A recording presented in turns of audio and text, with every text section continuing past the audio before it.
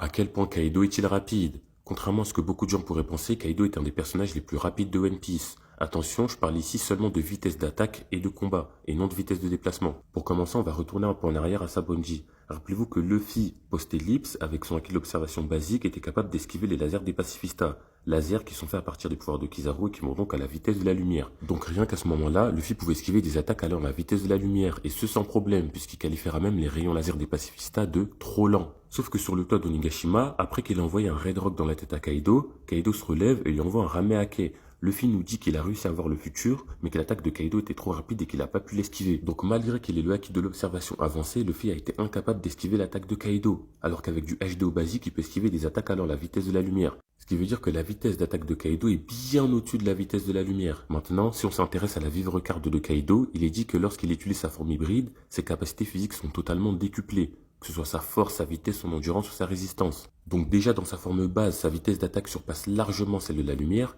mais alors dans sa forme hybride où ses capacités physiques sont décuplées, j'imagine pas ce que ça doit être. Et ça explique pourquoi durant son combat face à Kaido, Luffy n'a esquivé presque aucun coup de ce dernier. Si vous observez le combat, il y a très peu d'attaques que Luffy a pu esquiver, bien qu'il ait le H2 avancé, car les attaques de Kaido sont beaucoup trop rapides.